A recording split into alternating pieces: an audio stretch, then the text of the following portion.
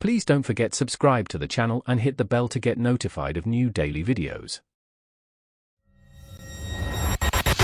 I was having a pretty good Tuesday, or so I thought. My current obsession is restoring antique furniture, and I was on the hunt for some very specific, ornate brass hinges for a Victorian desk I'm working on.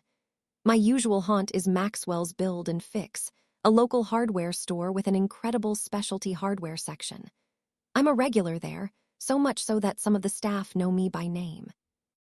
I was dressed in my standard DIY outfit, a light blue polo shirt, khaki shorts, and my trusty, slightly paint-splattered sneakers. Practical, comfortable, and, I thought, utterly unremarkable. I was deep in thought, scrutinizing a display of reproduction hardware, comparing a photo on my phone to the hinges in front of me, when I heard a sharp clearing of a throat behind me. "Excuse me," a voice chirped, laced with an immediate air of authority. I turned to see an older woman, perhaps in her late 60s, impeccably dressed in a vibrant floral top and crisp white capris. Her gaze was fixed on me with an impatient intensity. "Yes, you. I've been waiting for ages. Where is the 3/4-inch, left-threaded, brass compression fitting for antique radiators? And don't give me that nonsense that you don't have it. Your website explicitly stated you do." I blinked, taken aback. "Oh, I'm sorry," I said, trying to be polite. "I actually don't work here. I'm just a customer looking for some hinges myself." I gestured vaguely at my phone and the display. Her eyes narrowed instantly. "Don't you dare try that with me," she snapped, her voice rising. "You're wearing the uniform, blue shirt, khaki bottoms. I've seen you people before. Now stop wasting my time and show me where they are. I have a plumber waiting." My bewilderment was quickly turning to frustration. "Ma'am, honestly, this is just what I happen to wear today. I don't have a name tag, no Maxwell's vest, nothing," I explained, pointing to my plain shirt. "I'm a customer just like you.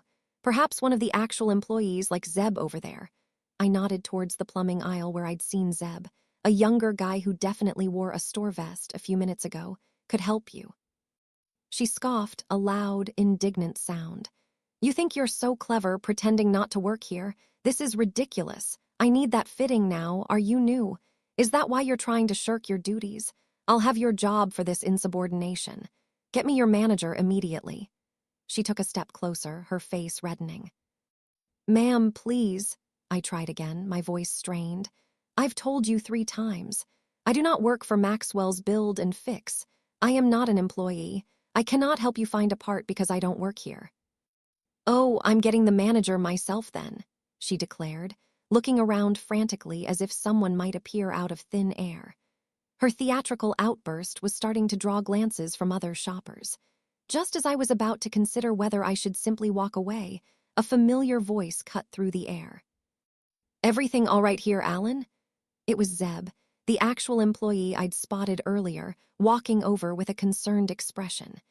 He was wearing his bright orange Maxwell's vest and a proper name tag, a stark contrast to my simple blue polo.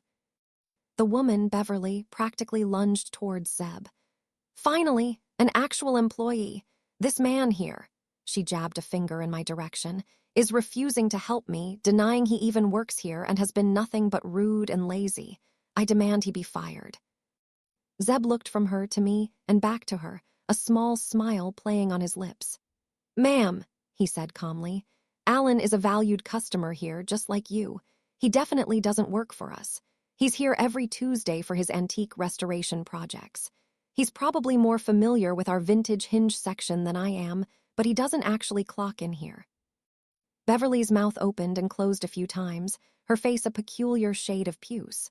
"This is unfathomable," she sputtered, pointing at me one last, accusing time. "Unacceptable. You've lost a customer today, thanks to him."